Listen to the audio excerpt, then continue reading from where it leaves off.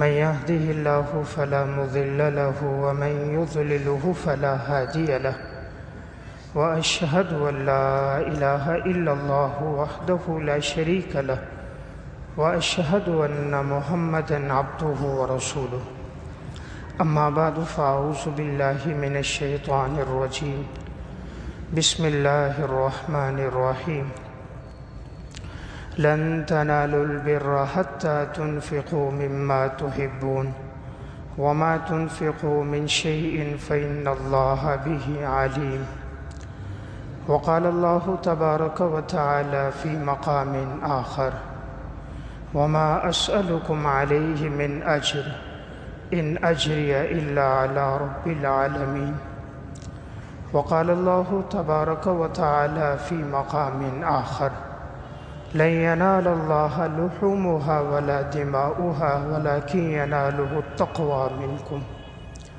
وقال النبي صلى الله عليه وسلم إن الله لا ينظر إلى صوركم وأموالكم ولكن ينظر إلى قلوبكم وأعمالكم رواه مسلم وقال النبي صلى الله عليه وسلم من تعلم علما مما يبتغى به وجه الله عز وجل لا يتعلمه إلا ليصيب به عرضا من الدنيا لم يجد عرف الجنة يوم القيامة يعني ريحها رواه أبو داود وقال النبي صلى الله عليه وسلم إنما الأعمال بالنيات وإنما لامرئ ما نوى رواه البخاری صدق اللہ العظیم۔ میرے انتہائی واجب الاحترام قابل صد احترام بھائیوں، دوستوں اور بزرگوں، میں نے آپ کے سامنے قرآن کریم کی چند آیات اور نبی اکرم صلی اللہ علیہ وسلم کے ارشادات میں سے چند حدیثیں پڑھی ہیں۔ قرآن کریم کی جو آیات میں نے آپ کے سامنے تلاوت کی، اس میں اللہ رب العزت ارشاد فرماتے ہیں کہ تم لوگ ہرگز نیکی کو نہیں پا سکتے یہاں تک کہ تم لوگ اپنی پسندیدہ چیز اللہ کے راستے میں خرچ کرو، اور تم جو کچھ بھی خرچ کرو گے یقیناً اللہ تعالیٰ جاننے والا ہے، یعنی تمہارے دل کے ارادوں کو اور تمہارے عمل کو، اور اس کے مطابق وہ اللہ تمہیں بدلہ عطا کرے گا۔ دوسری آیت میں ارشاد فرمایا، انبیاء علیہ السلام جتنے بھی دنیا میں تشریف لائے، ہر ایک پیغمبر یہ فرماتا تھا وما اسألکم علیہ من اجر، کہ میں تم سے اپنی دعوت و تبلیغ پر کوئی اجرت طلب نہیں کرتا، ان اجری الا علی رب العالمین، میرے اس پیغام، میری اس دعوت، میری اس مشقت کا اجر مجھے اللہ ہی عطا فرمائے گا جو تمام جہانوں کا رب ہے۔ تیسری آیت میں ارشاد فرمایا لَن يَنَالَ اللَّهَ لُحُومُهَا وَلَا دِمَاؤُهَا وَلَكِنْ يَنَالُهُ التَّقْوَى مِنْكُمْ، اللہ کے ہاں نہ تمہارا قربانی کا گوشت پہنچتا ہے اور نہ خون پہنچتا ہے، اللہ دیکھنا یہ چاہتا ہے تمہارے دلوں میں تقوی کتنا ہے، تم کس کی خوشنودی کے لیے یہ کام کر رہے ہو۔ حدیث میں نبی اکرم صلی اللہ علیہ وسلم نے ارشاد فرمایا ان اللہ لا ينظر الى صورکم واموالکم، یقیناً اللہ نہیں دیکھتا تمہاری صورتوں کو اور نہ تمہارے اموال کو، ولیکن ينظر الى قلوبکم واعمالکم، اللہ دیکھتا ہے تمہارے دلوں کو، وہ تمہارے مال کی طرف نگاہ نہیں رکھتا بلکہ تمہارے دلوں اور ارادوں کو دیکھتا ہے۔ دوسری حدیث میں نبی اکرم صلی اللہ علیہ وسلم نے ارشاد فرمایا من تعلم علما مما یبتغى به وجہ اللہ عز وجل، جس شخص نے علم حاصل کیا، ایسا علم جس علم کے ذریعے سے اللہ کی رضا تلاش کی جاتی ہے، لا يتعلمه الا ليصيب به عرضا من الدنیا، اور اس نے وہ علم نہیں حاصل کیا مگر اس لیے کہ مجھے دنیا حاصل ہو جائے، مجھے دولت پیسہ مل جائے، لم یجد عرف الجنت یوم القیامہ، وہ قیامت کے دن جنت کی خوشبو بھی نہیں پائے گا۔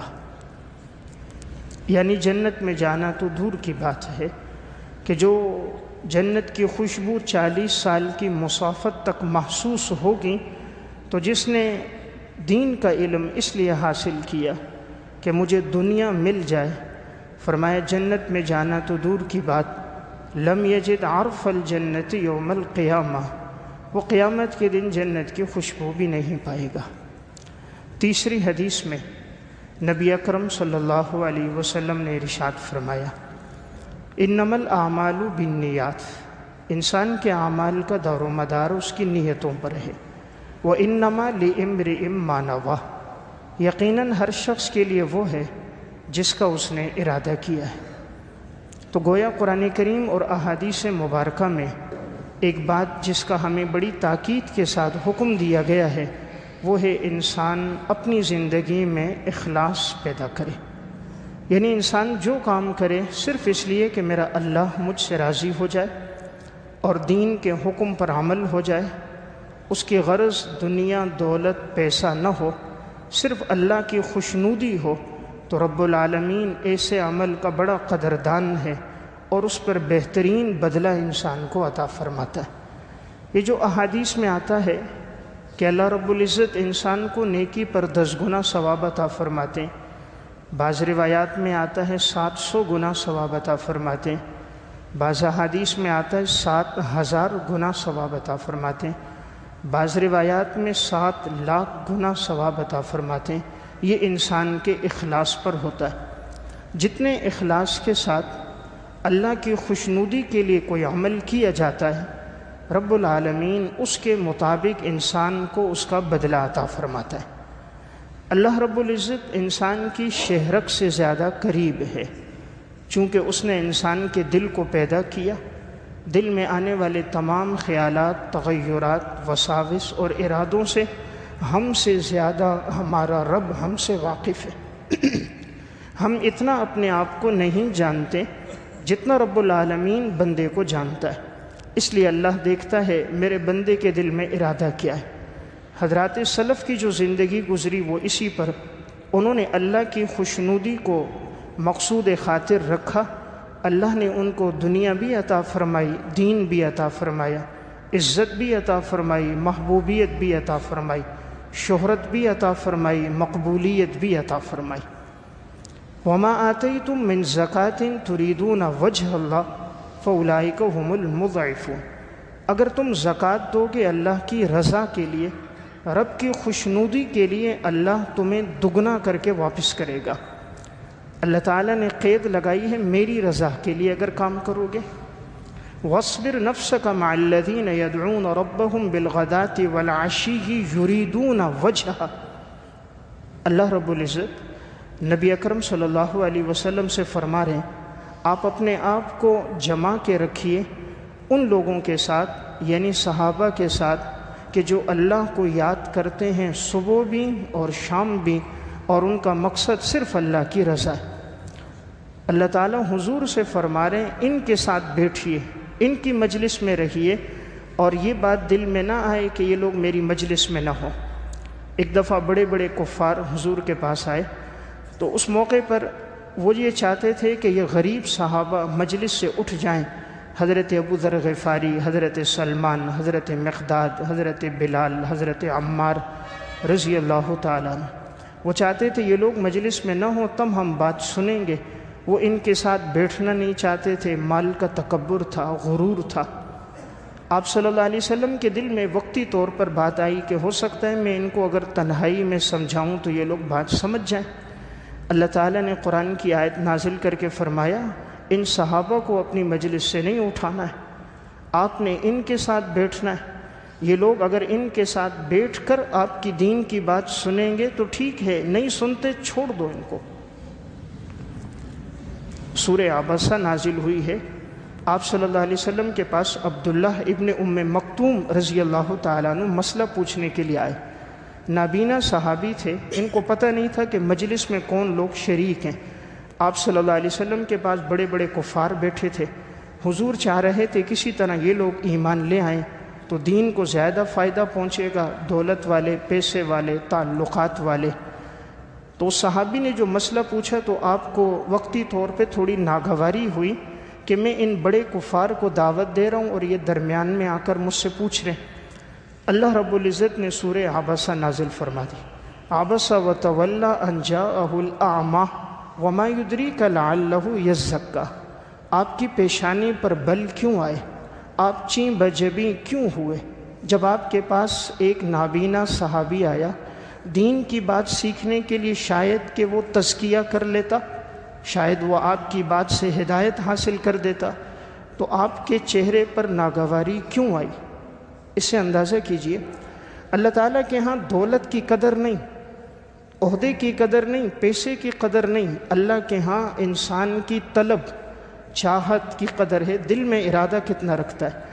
تو جب عبداللہ بن ام مکتوم اس کے بعد آتے تھے، آپ علیہ السلام بڑا استقبال کرتے تھے، فرماتے تھے یہ وہ صحابی ہے جس کی وجہ سے اللہ رب العزت نے میرے اوپر سورہ عبسہ نازل کی اور الفاظ میں مجھے تنبیہ فرمائی۔ تو میں ایک بات عرض کر رہا تھا، رب العالمین کے ہاں انسان کا ارادہ ہے، اس لیے انسان دنیا میں جو کام کرے میرا اللہ مجھ سے راضی ہو جائے۔ المستدرک علی الصحیحین میں حدیث ہے، آپ علیہ السلام نے فرمایا اگر کوئی آدمی کسی بند چٹان میں بیٹھ کر اللہ کے لیے کوئی عمل کرے گا، جس چٹان میں سوراخ کوئی نہیں، دروازہ کوئی نہیں ہے، اللہ پھر بھی اس کے عمل کو لوگوں تک پہنچا دے گا، یعنی لوگوں میں اللہ اس کی تشہیر کر دے گا۔ یعنی ایک آدمی نیک عمل چھپ کے بھی کرے گا، اللہ اتنا قدردان ہے اس کے نیک عمل کا تذکرہ لوگوں کی زبان پہ جاری کر دے گا۔ تو گویا بتانا یہ چاہیے تمہیں خود دکھلاوے کی ضرورت نہیں، تم اللہ کے لیے کام کرو، اللہ اس سے کئی گنا زیادہ لوگوں کی زبان پر تمہارے اس عمل کے تذکرے کو جاری کر دے گا۔ بند چٹان ہے، کوئی سوراخ نہیں، کوئی دروازہ نہیں، لیکن اللہ کے لیے کام ہے، اللہ پھر بھی اس کو جاری کر دے گا۔ انسان جس طرح اپنے گناہوں کو چھپ کے کرتا ہے، اس طرح اگر وہ اپنی نیکیوں کو چھپ کے کرے گا تو یہ اخلاص ہے۔ جس طرح گناہ کے کام چھپ کے کر رہا ہے، اگر وہ اپنے نیک اعمال کو بھی اس طرح چھپ کے کرے کہ صرف اللہ مطلع ہو، کوئی اور میرے اس عمل پر مطلع نہ ہو، تو رب العالمین کو اس عمل کی بڑی قدر ہے کہ یہ صرف میری رضا چاہتا ہے، مجھے خوش کرنا چاہتا ہے، کسی اور کو نہیں۔ اس لیے حدیث میں جو آتا ہے کہ 7 آدمیوں کو اللہ اپنے عرش کا سایہ نصیب فرمائیں گے، سبعۃ یظلھم اللہ فی ظلہ یوم لا ظل الا ظلہ، جس دن کوئی سایہ نہیں ہوگا سوائے اللہ کے عرش کے سائے کے۔ ان میں ایک خوش نصیب وہ ہوگا رجل تصدق بصدقۃ فاخفاها حتی لا تعلم شمالہ ما تنفق یمینہ، جو اتنا مخفی اللہ کے راستے میں صدقہ کرتا ہے کہ دائیں ہاتھ سے کرتا ہے تو بائیں ہاتھ کو خبر بھی نہیں ہوتی، فرمایا اللہ اس کو اپنے عرش کا سایہ دے گا کہ اس نے صرف میری رضا کے لیے عمل کیا تھا، کسی کو پتہ نہیں چلا۔ انسان کا دایاں اور بایاں ہاتھ بہت قریب ہیں، تو گویا اس ہاتھ کو بھی خبر نہیں ہوئی، فرمایا میں اس عمل کا اس کو بہترین بدلہ دوں گا۔ امام ابو اللیث سمرقندی رحمۃ اللہ علیہ تنبیہ الغافلین میں واقعہ لکھتے ہیں، فرمایا بنی اسرائیل میں قحط سالی آ گئی، لوگوں کے پاس کھانے کے لیے کچھ نہیں تھا۔ بنی اسرائیل کا ایک عابد گزر رہا تھا، سامنے ایک ریت کا بڑا ٹیلا تھا، اس کے دل میں خیال آیا کہ اگر اللہ مجھے اتنی گندم دے دے تو میں تمام قحط زدہ لوگوں میں مفت تقسیم کروں گا۔ بس یہ دل میں ارادہ آیا، اچھا اللہ تعالیٰ نے وقت کے پیغمبر کی طرف وحی بھیج دی کہ ہم نے اس کو اتنا ثواب عطا کر دیا جتنا کوئی ٹیلے کے برابر اللہ کے راستے میں گندم خرچ کرتا ہے۔ ہم نے اس کی نیت پر اس کو اتنا ثواب عطا فرما دیا، حالانکہ صرف دل میں ارادہ آیا ہے، اس نے اس کام کو کیا نہیں۔ جب کوئی کام انسان اللہ کے لیے کرتا ہے، اس کے ساتھ روحانی مدد ہوتی ہے، اس کے ساتھ اللہ تعالیٰ کی نصرت ہوتی ہے، غیبی مدد ہوتی ہے، اور اس کا جسم بڑا پھر طاقتور ہو جاتا ہے اور کوئی باطل اس کا مقابلہ نہیں کر سکتا۔ اور جب انسان کوئی کام کرنے چاہ رہا اور اس میں غرض کوئی دنیا کی آ جاتی ہے، دولت اور پیسے کی آ جاتی ہے، اپنی شہرت اور ریا کی آ جاتی ہے، اللہ کی مدد درمیان سے اٹھ جاتی ہے، پھر انسان باطل کا مقابلہ نہیں کر سکتا۔ امام غزالی رحمۃ اللہ علیہ نے احیاء علوم الدین میں ایک واقعہ لکھا، کہا بنی اسرائیل کا ایک بڑا عبادت گزار شخص تھا، ہر وقت عبادت میں اپنا وقت گزارتا۔ اس کو کسی نے کہا لوگوں نے ایک درخت کی عبادت شروع کر دی ہے، لوگ گمراہ ہو رہے ہیں، درخت کو سجدہ کر رہے ہیں۔ اس نے کہا میں جاؤں گا درخت کاٹوں گا، کلہاڑا لیا، درخت کاٹنے کے لیے چلا۔ راستے میں ابلیس انسانی صورت میں آیا، کہا بھئی کہاں جا رہے ہو؟ کہا جی درخت کاٹنے۔ کیوں کاٹ رہے ہو؟ کہا وہ لوگوں کو گمراہ ہو رہے ہیں، اس سے درخت کو سجدہ کر رہے ہیں، اس لیے میں اس کو کاٹ دوں گا تاکہ یہ جڑ ختم ہو جائے، لوگ گمراہ نہ ہو۔ تو اب اس ابلیس نے کہا میں تو تجھے نہیں جانے دوں گا، اس کا راستہ روکا، اس نے ہٹایا، پھر راستے میں کھڑا ہو گیا، اس نے پھر ہٹایا، پھر ابلیس کھڑا ہو گیا، اس نے مقابلہ شروع کیا اور ابلیس کو مارا، نیچے گرایا، اس کے سینے پہ چڑھ گیا، کلہاڑے سے مارنے لگا۔ اس نے کہا بس معاف کرو، آئندہ تیرا راستہ نہیں روکوں گا۔ اب یہ عابد کھڑا ہو گیا، پھر چلنے لگا۔ ابلیس نے کہا بھئی تمہیں میں ایک بات بتاتا ہوں کہ تم خرچے کے بارے میں پریشان ہوتے ہو، تمہارے بیوی بچے ہیں، دوست احباب ہیں، تو ہر دن تمہارے سرانے کے نیچے 3 دینار سونے کے ہوں گے، تم لے لیا کرو، درخت کو چھوڑو، مت کاٹو، خود اللہ ان کو ٹھیک کر دے گا، بس تم سخاوت کیا کرو۔ سخاوت بھی اللہ کو بڑی پسند ہے، بغیر محنت مزدوری کے 3 دینار تمہارے سرانے کے نیچے ہوں گے، لے لیا کرو۔ تو اس کو مطمئن کیا، یہ واپس آ گیا، پیسے کی بات سنی کہ ہر دن 3 دینار سونے کی اشرفیاں ملیں گی، لوٹایا۔ ایک دن سرانے کے نیچے اشرفیاں ملیں، دوسرے دن، تیسرے دن ملیں۔ امام غزالی احیاء الدین میں لکھتے ہیں چوتھے 5ویں دن دیکھا تو وہ اشرفیاں نہیں تھی۔ اب بابا کو غصہ آیا، اٹھا، پھر کلہاڑا لیا، پھر جا رہا ہے۔ راستے میں پھر ابلیس آیا، بابا جی کہاں جا رہے ہو؟ کہا وہ درخت کاٹنے جا رہا ہوں۔ کیوں؟ کہا لوگ شرک کرتے ہیں اس لیے اس کو کاٹ رہا۔ اب اس کو نہیں معلوم کہ یہ ابلیس ہے۔ ابلیس نے پھر راستہ روکا تو اس نے پھر اس کی طرف بڑھا، اس کو مارنے لگا۔ اب جب مقابلہ ہوا تو ابلیس نے اس کو گرایا اور اس پر غالب آ گیا۔ ابلیس اس کے سینے پہ چڑھ گیا، اس کو مارنے لگا۔ اب یہ بابا نیچے سے معافی مانگتا تھا، بنی اسرائیل کا عابد، کہ بھئی معاف کر، مجھے قتل نہ کر۔ تو اس نے معاف کیے، پیچھے ہٹ گیا۔ تو ابلیس نے اس سے کہا تو نے مجھے پہچانا؟ کہا نہیں۔ کہا میں ابلیس ہوں۔ تو پھر پوچھا یہ بتا اب تو کیسے مغلوب ہو گیا، حالانکہ تو پہلے تو غالب آیا تھا؟ تو اس نے کہا تو بتا، مجھے تو بات سمجھ نہ آئی۔ ابلیس نے کہا پہلے تو اس لیے غالب تھا، پہلے تو اللہ کی رضا کے لیے درخت کاٹنے جا رہا تھا، تو تیرے ساتھ اللہ کی مدد تھی، میں تیرا مقابلہ نہیں کر سکتا تھا۔ کائنات میں سب سے طاقتور ذات اللہ کی، تیرے ساتھ اللہ کی مدد تھی، اس لیے تو نے مجھے ذرا سا مارا، میں نیچے گر گیا، میں مقابلہ نہ کر سکا۔ لیکن اب جو تو درخت کاٹنے جا رہا ہے، اب تو دنیا کے لیے جا رہا ہے کہ چند دن تیرے کو میں نے پیسے دیے تجھے ملے، اب تیرے پیسے بند ہو گئے تو اب تو غصے میں نکل آیا، اب تیرے ساتھ اللہ کی مدد نہیں ہے، اس لیے تو نیچے گر گیا اور میں تیرے اوپر غالب آ گیا۔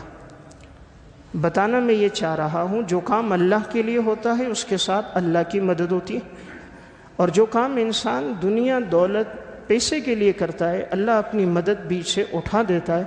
پھر انسان چاہے کتنا طاقتور ہو، دشمن کتنا کمزور کیوں نہ ہو، مقابلہ نہیں کر سکتا۔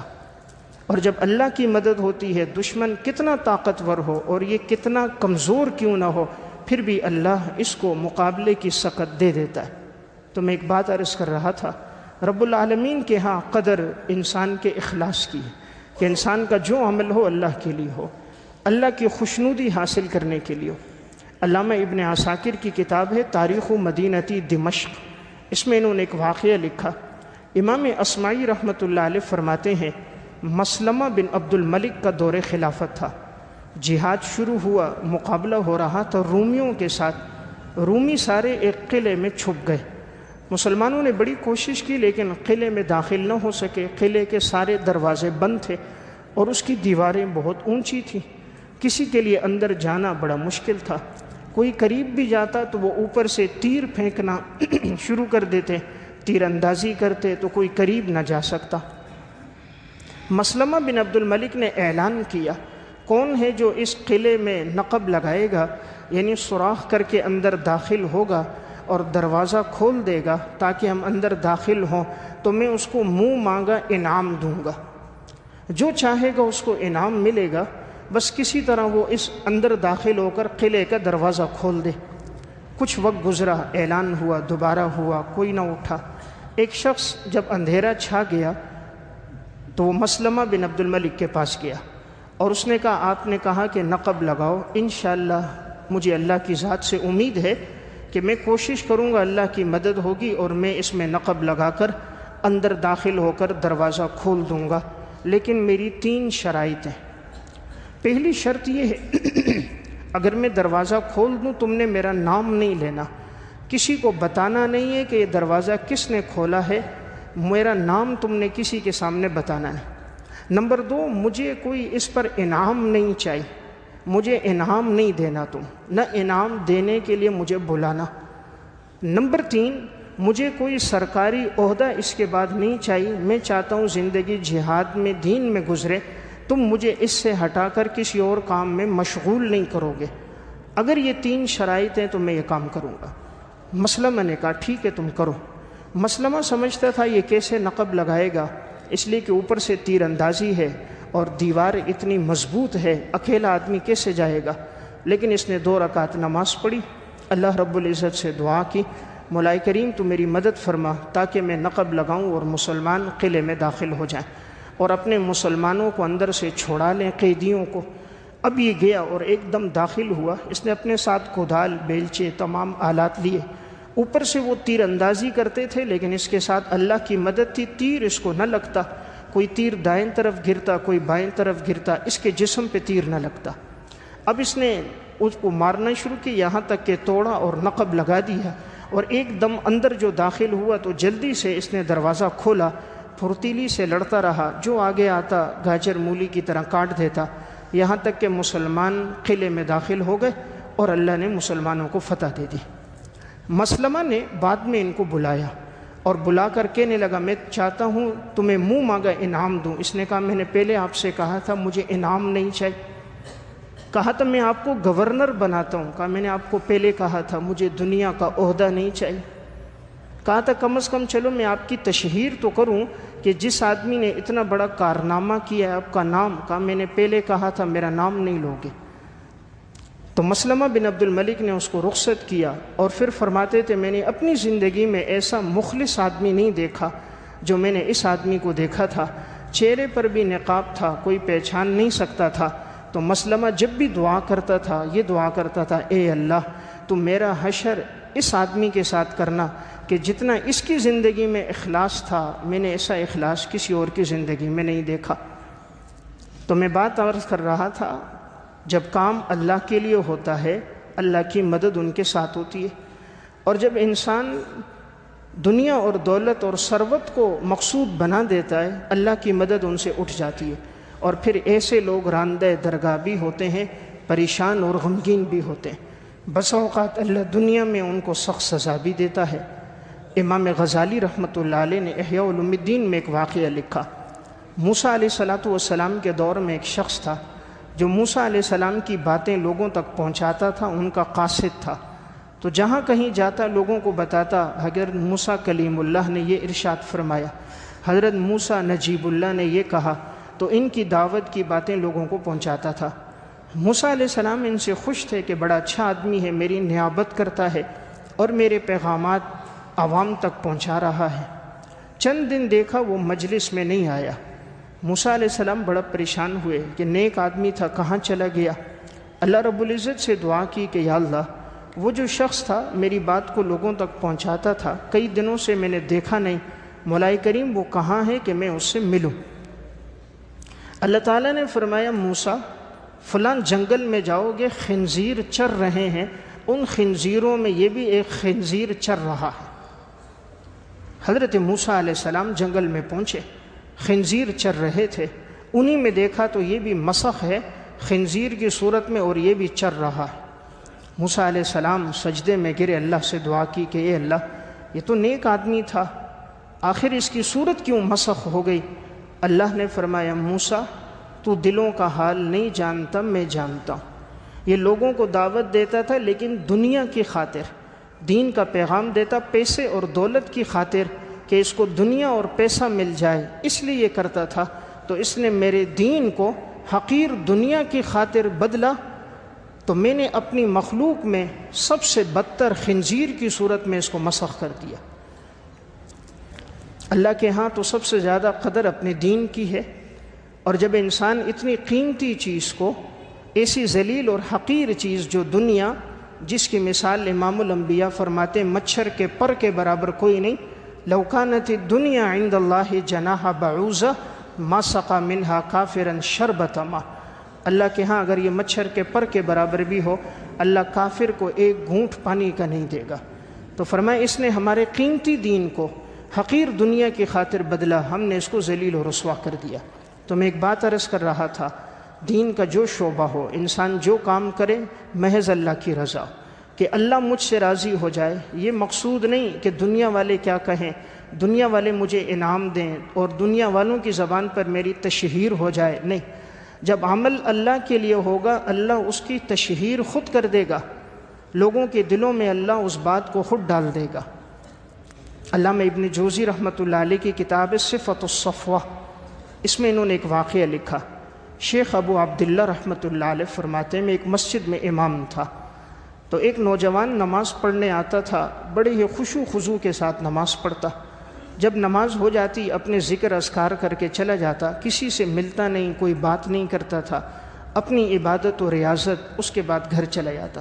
مجھے اس پہ بڑا رشک آتا تھا کہ اس کی جوانی اللہ کی عبادت میں گزر رہی ہے، لوگوں کی جوانی دولت دنیا میں گزرتی ہے، اس کی جوانی خدا کو راضی کرنے میں گزر رہی ہے۔ ایک دفعہ ایسا ہوا، عصر کی نماز کا وقت آیا تو اس نے مجھ سے کہا ابو عبداللہ آپ کے پاس قرآن کریم ہے؟ میں نے کہا ہے۔ تو اس نے کہا وہ مصحف مجھے دے دو۔ اس دور میں چونکہ طباعت کا انتظام نہیں تھا کہ قرآن کریم اتنی کثیر مقدار میں ہر ایک کے پاس موجود ہو، تو چند چند نسخے ہوتے تھے، ہاتھ سے لکھا جاتا تھا۔ تو ان کے پاس قرآن کریم کا ایک اچھا نسخہ تھا، تو انہوں نے اس کو دیا۔ وہ کہتے ہیں وہ نوجوان مجھ سے لے کے چلا گیا۔ مغرب کی نماز کا وقت ہوا تو میں نے دیکھا وہ مسجد میں نہیں آیا۔ عشاء کی نماز ہوئی، پھر مجھے نہ ملا۔ تو مجھے اس پر تھوڑا سا دکھ ہوا کہ اس نوجوان سے تو کبھی تکبیر اولیٰ فوت نہیں ہوتی تھی، آج 2 نمازوں میں نظر نہیں آیا، شاید کوئی بیمار تو نہیں ہے۔ تو میں اس کے گھر گیا، دستک دی تو کسی نے دروازہ نہ کھولا، اکیلا گھر میں رہتا تھا۔ کافی دستک دی، کوئی اندر سے جواب نہ آیا۔ میں نے ارد گرد کے پڑوسیوں کو بتایا کہ جواب بھی نہیں آ رہا، 2 نمازوں میں بھی نہیں آیا، اور میں نے اس جیسا متقی آدمی نہیں دیکھا، مجھے لگتا ہے کہیں یہ بیمار نہ ہو یا کہیں انتقال نہ ہو گیا۔ پڑوسیوں نے بھی دستک دی، جب جواب نہ آیا تو ایک ساتھی اوپر سے پھلانگ کر جب اندر گیا، دروازہ کھولا تو دیکھا وہ جو نوجوان تھا تو قرآن کریم اس کے ہاتھ میں تھا، سجدے کی حالت میں تھا اور انتقال ہو گیا تھا۔ اب یہ کہتے ہیں ہم نے اس کو سیدھا کر کے لٹایا، قرآن کریم اس کے ہاتھ سے ہم نے لیا۔ تو اب میں سوچ رہا تھا اس کا تو کوئی رشتہ دار بھی ہمیں پتہ نہیں، اس کے دوست احباب کا بھی ہمیں علم نہیں، اس کے خاندان کا بھی ہمیں پتہ نہیں ہے، اس کے لیے کفن دفن کا انتظام کیسے کریں؟ تو کہہ رہے میں نے سوچا میں کسی سے قرضہ لے لوں گا اور میں اس کے لیے کفن دفن کا انتظام کر دوں گا، اور صبح کی نماز کے بعد اس کی نماز جنازہ کر دیں گے تاکہ تمام لوگوں کو اطلاع ہو جائے۔ اب یہ کہتے میں اس کو لٹا کے آ گیا گھر میں، اور ہم نے اس کو غسل دے دیا میت کو، اور ہم نے اوپر ایک چادر سے ڈال دی، اور اس انتظار میں کہ صبح کفن کا انتظام کریں گے۔ اب یہ کہتا ہے کہ جب میں فجر کی اذان دینے کے لیے مسجد آیا تو میں نے محراب میں دیکھا ایک طرف کفن کے 2 کپڑے پڑے ہوئے نہایت خوبصورت چمکدار، اور وہ چمک رہے ہیں ایسے حسین کہ میں نے نہیں دیکھے، اور ایسے نرم و نازک کہ ریشم بھی ان کے سامنے کوئی حیثیت نہیں رکھتا۔ تو میں سمجھ گیا اللہ نے اس کے لیے غیبی طور پہ کفن کا انتظام کیا۔ کہتے میں نے وہ کفن کے کپڑے لے لیے۔ فجر کی جب میں نماز نے پڑھائی، نماز کے بعد میں نے دیکھا اس دور کے بڑے اولیاء اللہ، حضرت مالک بن دینار رحمۃ اللہ علیہ، حضرت ثابت بنانی رحمۃ اللہ علیہ، حضرت صالح مری رحمۃ اللہ علیہ، یہ بڑے بڑے اولیاء فجر کی نماز میں اس کے پیچھے۔ نماز ختم ہو گئی، اب وہ سارے اولیاء اللہ ان کے قریب آئے، پوچھا وہ جو نوجوان کا انتقال ہوا ہے اس کی لاش کہاں ہے؟ ہم نے کہا فلاں جگہ ہے۔ تو مالک بن دینار گئے۔ یہ امام مسجد کہتا ہے مجھے حیرت تھی کہ ان حضرات کو کیسے پتہ چل گیا، اور یہ بڑے بڑے اپنے دور کے بزرگ آ گئے۔ کہا جن سے اس کی لاش کے قریب گئے، مالک بن دینار نے اوپر سے چادر ہٹائی اور اس کی پیشانی کو بوسہ دیا اور رونے لگ گئے۔ کہا تو وہ نوجوان ہے کہ تو جہاں کہیں عبادت کرتا تھا اور تیری عبادت کا کسی کو پتہ چل جاتا تو علاقہ چھوڑ دیتا تھا، دوسرے علاقے میں چلا جاتا، وہاں عبادت کی تشہیر ہوتی، وہ چھوڑ کر تیسری جگہ ہجرت کر دیتا۔ تو میں نے دیکھا تو نے 20 علاقے چھوڑے تھے، لیکن تو اپنی عبادت کا چرچا نہیں چاہتا تھا، عبادت کی شہرت نہیں چاہتا تھا، تو ریاکاری نہیں چاہتا تھا، تو نے بڑے اخلاص میں زندگی گزاری ہے۔ اللہ تیری قربانی اپنے ہاں قبول کرے۔ مالک بن دینار اپنے ساتھ کفن کا کپڑا لائے تھے کہ اس نوجوان کو میں اپنے پیسوں کے کفن کے کپڑے میں دوں گا۔ صالح مری نے کہا میں کفن کا کپڑا لایا ہوں، اس میں اس کو دفنائیں گے۔ ثابت بنانی نے کہا نہیں، میں بھی لایا ہوں، اس میں دفنائیں گے۔ امام مسجد ابو عبداللہ نے فرمایا حضرت بات یہ ہے، میں صبح جب آیا تھا تو یہ کفن مجھے محراب میں ملا تھا اور یہ بڑا خوبصورت ہے، میرا خیال یہ اللہ نے غیبی انتظام کیا ہے، ہم اسی میں اس کو دفنا دیں۔ سب نے کہا ٹھیک ہے اسی میں دفنا دو۔ کہا اس کفن میں ہم نے اس نوجوان کو لپیٹا۔ جب نماز جنازہ شروع ہونے لگیں، امام مسجد کہتے ہیں اتنے لوگ تھے، اتنے لوگ کہ میں نے زندگی میں اتنے لوگ نہیں دیکھے تھے۔ کہاں سے آئے، کون تھے؟ کہا مجھے نہیں معلوم۔ کہا جب جنازے کو ہم کندھا دے کے چل رہے تھے ہمیں راستہ نہیں ملتا تھا، اتنا ازدحام تھا، چاش کے وقت جا کر ہم پہنچے اور اس کی تدفین ہوئی۔ بتانا میں یہ چاہ رہا تھا، جو عمل اللہ کے لیے ہوتا ہے اللہ اس کو عزت دے دیتا ہے، اس عمل کو مقبولیت مل جاتی ہے۔ من کان للہ یبقی، جو کام اللہ کے لیے ہوتا ہے وہ باقی رہتا ہے، اور جو کام اللہ کے لیے نہیں ہوتا وہ ختم ہو جاتا ہے۔ آج ہماری زندگیوں میں اخلاص ختم ہو گیا۔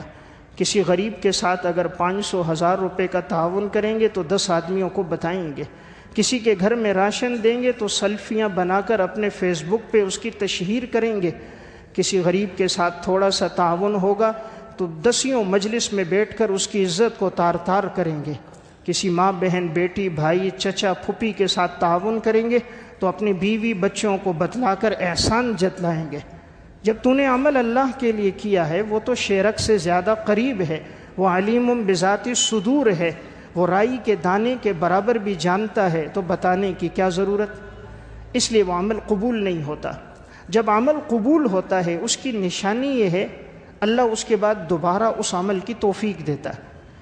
جب عمل قبول ہوتا ہے اس کی نشانی اللہ اس کا بدلہ دے دیتا ہے، فوراً ہی بدلہ سامنے آتا ہے، نقد۔ آخرت میں تو ہے ہی، اللہ دنیا میں بھی دیتا ہے۔ ہماری مسجد ہی کے ایک ساتھی ہیں، وہ مجھے کہنے لگے مفتی صاحب آپ نے صدقے کی ترغیب دی، تو میں ابھی مسجد میں گیا تھا، میں نے 100 روپے ڈالا تھا، میں باہر نکلا گاڑی چلاتے ہیں، کہا اس دن سے اللہ نے ایسی برکت دی ہے کہ میں 1000 2,000 روپے نفع کما لیتا ہوں۔ تو ابھی دیا تھا، مسجد سے نکلا نہیں، فون آ گیا، حالانکہ کئی دن سے کام نہیں تھا، ایک ساتھی نے فون کیا، سواری لے کر آیا، دوسرے کا فون آیا، وہ آیا، تیسرے کا فون آیا، کہ کام ایسے چلا، اللہ نے ایسی برکت ڈالی، 100 کی جگہ اللہ نے 10,000 واپس کر دیے۔ اللہ تو قدردان ہے، دیکھتا ہے میرے بندے نے عمل کس طرح کیا۔ اس لیے میں نے ایک بات پہ زور دیا، جب سے موبائل آیا، انٹرنیٹ کیبل اور فیس بک عام ہوا، اللہ کے لیے عمل تقریباً ختم ہو گیا۔ اب جو آدمی جو کچھ کرتا ہے وہ چاہتا ہے اس کی تشہیر ہو جائے، ہر ایک کے اکاؤنٹ بنے ہوئے، چینل بنے ہوئے، کسی کے ساتھ کوئی نیکی کرنی ہے تو سب سے پہلے اس کی سیلفی بنانی ہے، اس غریب کی عزت کو تار تار کرنا ہے، اس کو شرمندہ کرنا ہے، پھر اس کے ساتھ 1000 2,000 کا تعاون کرنا ہے۔ پہلے کہا جاتا تھا نیکی کر دریا میں ڈال، اب نیکی کر فیس بک پہ ڈال، تاکہ لوگوں کے کمنٹ تو مجھے مل سکے۔ خدا کی رضا کم ہو گئی، اس لیے اعمال کا بدلہ سامنے نہیں آ رہا۔ اس لیے میں نے ساری بات یہ عرض کی، حضرات سلف کی زندگی میں تھا، وہ ہاتھ اٹھاتے تھے اللہ رب العزت عطا فرما دیتا۔ حافظ ابن حجر عسقلانی کی کتاب ہے تہذیب التہذیب، فن اسماء الرجال پر بڑی کتاب ہے۔ اس دور میں ایک شخص تھا، اس پہ بہت قرضہ ہو گیا، بہت پریشان تھا کہ قرضے کی ادائیگی کیسے کروں، سویا خواب دیکھا، کسی نے کہا کہ جاؤ حضرت حیوہ بن شریح رحمۃ اللہ علیہ جو محدث ہیں اور اس وقت وہ انطاکیہ میں ہیں، ان کے پاس جاؤ، دعا کرواؤ، اللہ تعالیٰ ان کی دعا سے تمہارے قرضے کی ادائیگی کے اسباب پیدا فرما دے گا۔ حافظ ابن حجر کہتے ہیں کہ یہ شخص اٹھا اور سفر کیا اور وہاں پہنچا، جمعے کا دن تھا، اس سے ملا، کہا میرے اوپر حضرت قرضہ ہے۔ پوچھا بھئی کتنا قرضہ ہے؟ کہا 300 دینار قرضہ ہے، 300 اشرفیاں، اور میرے پاس ادائیگی کے اسباب نہیں ہیں، آپ دعا فرمائیں اللہ اسباب پیدا فرما دے۔ یہ وہ شخص تھے جن کی ساری زندگی عبادت میں گزری، ایک لقمہ کبھی حرام کا نہیں کھایا، جب زبان پہ حرام نہ لگا ہو تو دعائیں قبول ہوتی ہیں، اور جب دعائیں قبول نہ ہو تو سمجھنا زندگی میں حرام آ گیا ہے، کیونکہ جب حلال باقی نہیں رہتا تو اللہ تعالیٰ دعاؤں کی قبولیت کو چھین لیتا ہے۔ اس کی ساری زندگی حلال پہ گزری تھی، ملا تو کھایا، نہ ملا تو فاقہ کیا۔ اس نوجوان نے جب کہا، عصر کے بعد کا وقت تھا، انہوں نے دعا کی، اے اللہ یہ شخص بڑے دور سے آیا ہے، مجھے نیک سمجھتا ہے، کہتا ہے کہ آپ کی دعا سے ہوگا۔ مولا کریم میں اپنے گناہوں کو تیرے سامنے پیش کرتا ہوں، میرے اعمال تو کوئی نہیں جو تیرے سامنے پیش کروں، میرے گناہ ہیں جو تیرے سامنے رکھتا ہوں، تو ستار ہے، پہلے بھی پردہ ڈالا، آج بھی میرے گناہوں پہ پردہ ڈال کر اس کی مدد فرما۔ حضرت حیوہ بن شریح کی دعا ابھی ختم نہیں ہوئی تھی، دائیں بائیں اشرفیاں ہی اشرفیاں تھیں، انہوں نے فرمایا جتنی تجھے ضرورت ہے اتنی اٹھا لے، اس سے زائد نہیں۔ وہ شخص کہتا ہے جب میں نے اٹھانا شروع کی تو پوری 300 اشرفیاں تھیں سونے کی، میں نے وہ 300 اشرفیاں اٹھائیں اور میں نے ان کو ہدیہ دینا چاہا، فرمایا نہیں مجھے دنیا کی حاجت نہیں، یہ دعا کرو اللہ خاتمہ ایمان پہ کرے، اس دنیا کی ضرورت نہیں۔ تو میں عرض کر رہا تھا جو کام اللہ کے لیے ہوتا ہے رب العالمین بڑا قدردان ہے، ہاتھ اٹھتے ہیں وہ خالی نہیں لوٹاتا۔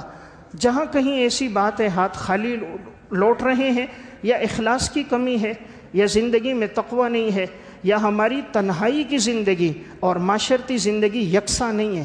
آج ہماری تنہائی انٹرنیٹ اور کیبل میں گزر جاتی ہے، نیم برہنہ فلمیں دیکھتے دیکھتے گزر جاتی ہے، ہماری موبائل کی میموری برہنہ فلموں سے بھری ہوتی ہے، پھر کس طرح انسان رب کے سامنے ہاتھ پھیلاتا ہے؟ تو اس لیے رب العالمین ایسوں کی طرف نگاہ نہیں ڈالتا۔ انسان چاہے اللہ رب العزت اس کی دعائیں قبول کرے، اس کا اللہ سے مضبوط تعلق بن جائے، اس کے لیے بہترین چیز ہے اپنی تنہائی اور معاشرتی زندگی کو یکساں بنائے، اپنے رزق کو حلال کا کرے، اپنا زیادہ وقت اللہ کی عبادت و ریاضت میں گزارے۔ رب العالمین ایسے لوگوں کا ہی قدردان ہے۔ ایک واقعہ علامہ یافعی نے روض الریاحین فی حکایات الصالحین میں لکھا، کہا ایک عابد تھا، مسجد میں داخل ہوا، عبادت کرتا رہا، 2 دن سے کچھ کھایا نہیں تھا۔ تو اس علاقے کا ایک بڑا تاجر بھی تھا جو پیچھے بیٹھا تھا۔ اس عابد نے عبادت کی، اللہ کے سامنے ہاتھ پھیلائیں، کہا اے اللہ میرا دل چاہتا ہے آج میں بھنی ہوئی مرغی کھاؤں، اور میں چاول کھاؤں، اور میں میٹھے میں حلوہ کھاؤں۔ مولا کریم تو قادر ہے، تو میرے لیے اسباب پیدا فرما دے۔ اب یہ جو پیچھے تاجر پیسے والا بیٹھا ہے، یہ اس کو کہتا تھا یہ ریاکار ہے، مانگنا مجھ سے چاہ رہا ہے لیکن ڈائریکٹ مجھ سے نہیں کہتا، اللہ کے سامنے ہاتھ پھیلاتے میں بھی اس کو نہیں کھلاؤں گا، یہ مجھے بتانا چاہ رہا ہے میں اس کو نہیں دوں گا۔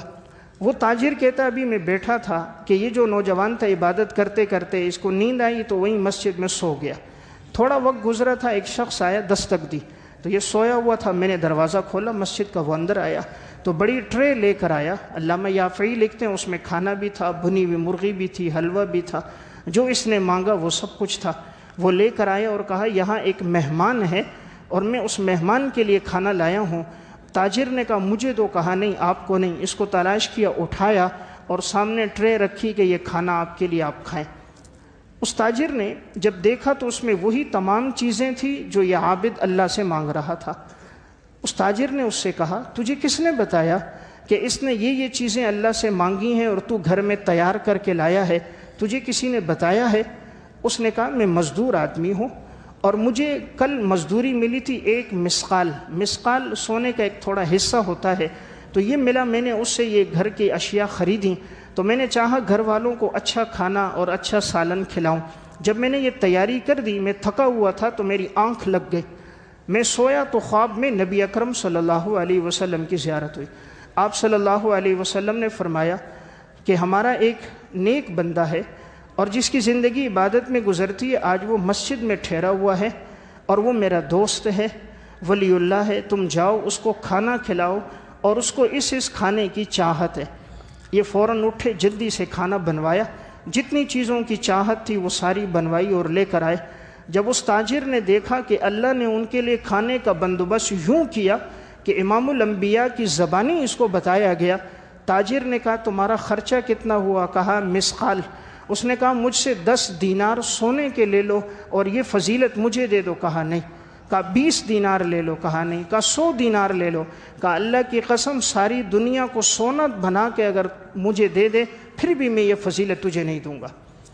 میں واقعی یہ عرض کرنا چاہ رہا ہوں، اللہ سے تعلق تھا، رب العالمین نے کیسے غیبی انتظام فرما دیے، اس لیے اللہ انسان کے دل کے ارادے کو دیکھتا ہے۔ رب العالمین انسان کے اخلاص کی طرف اللہ کی نگاہ ہوتی ہے، اس لیے زندگی میں انسان کی کوشش ہو، رب کو راضی کرنا مقصد بنا دے، اللہ کے لیے عمل کرنا مقصد ہو، اللہ بڑا قدردان ہے، فوراً ہی عطا کر دیتا ہے۔ حضرت حکیم الامت مولانا اشرف علی تھانوی صاحب رحمۃ اللہ علیہ نے ایک واقعہ لکھا۔ ایک شخص تھا جس کی ساری زندگی تکبیر اولیٰ کے ساتھ گزری، کبھی اس سے جماعت کی نماز نہیں چھوٹی، جب سے ہوش سنبھالا جماعت کے ساتھ نماز پڑھتا تھا، ہمیشہ کوشش کرتا جماعت کبھی اس سے نہ چھوٹے۔ ایک دفعہ اس کو سفر کرنا پڑا، ریل کا سفر تھا، اب ظہر کی نماز کا ٹائم ہو گیا، ریل جانے والی ہے، ریل بالکل تیار کھڑی ہے، وہ مسجد جاتا ہے تو جماعت چلی جائے گی، اور اگر اکیلے پڑھتا ہے تو جماعت کی فضیلت نہیں ملے گی۔ اس نے اللہ کے سامنے ہاتھ پھیلائے، اے اللہ، ساری زندگی کوشش کی تھی جماعت کی نماز نہ چھوٹے، اور آج مجھ سے جماعت کی نماز چھوٹ رہی ہے، دائیں بائیں نگاہ ڈالی سارے ہندو غیر مسلم ہیں، تو میں کس کو اپنے ساتھ کھڑا کروں، جماعت پڑھ لوں؟ اے اللہ، تو قادر ہے، تو کوئی ساتھی ایسا بھیج دے کہ میں اس کو اپنے ساتھ کھڑا کر لوں، جماعت سے میری نماز ہو جائے، پھر میں سفر شروع کروں۔ ابھی ہاتھ اٹھائے دعا کر رہا تھا، اتنے میں ایک ہندو تھا، وہ آیا اور ان کے پیچھے بیٹھ گیا، کہا مجھے کلمہ پڑھائیے، میں مسلمان ہوتا ہوں۔ اسی وقت اس نے کلمہ پڑھا، اس نے اس کو مسلمان کروایا، اس کو اپنے چادر تھی وہ دی، کہا اس کو جلدی سے باندھو، چادر نیچے باندھی، دوسری چادر اس سے اوڑھ لی، اس کو غسل کروایا، نماز کے لیے کھڑا کر دیا پیچھے، جماعت کے ساتھ اس کی نماز ادا ہو گئی، اللہ کا شکر ادا کیا۔ واقعہ سنانے کا مقصد، ادھر ہاتھ اٹھے ہیں، اللہ نے اس کی خاطر غیر مسلم کو ہدایت دے دی کہ اس سے جماعت کی نماز نہ چھوٹے۔ جب دل میں اللہ کے حکم کی قدر ہوتی ہے، اللہ بڑا قدردان ہے، دلوں کو پلٹ دیتا ہے۔ مال کی تو کوئی حیثیت ہی نہیں ہے، اللہ کے ہاں تو اس کی کوئی حیثیت نہیں، حیثیت تو اعمال کی ہے، اعمال کے اندر مال ہے، اعمال کا الف اور عین ہٹاؤ تو باقی مال بچتا ہے۔ اعمال ہم زندگی میں لائیں، مال خدا قدموں میں لائے گا۔ صحابہ اور سلف کی زندگی میں اعمال تھے، انہوں نے روم اور فارس پہ حکمرانی کی تھی، تو آج ہمارے اعمال کی کمی ہے، حالات ہیں، اس لیے کوشش اس بات کی ہو، انسان کی ساری توجہ عبادت پر ہو، اللہ کی رضا کے لیے ہر کام کرے، پھر آپ دیکھیں عمل پورا نہیں ہوگا، اللہ اس کا بدلہ کتنا بہترین عطا فرمائے گا۔ اللہ ہم سب کو عمل کی توفیق عطا فرمائے۔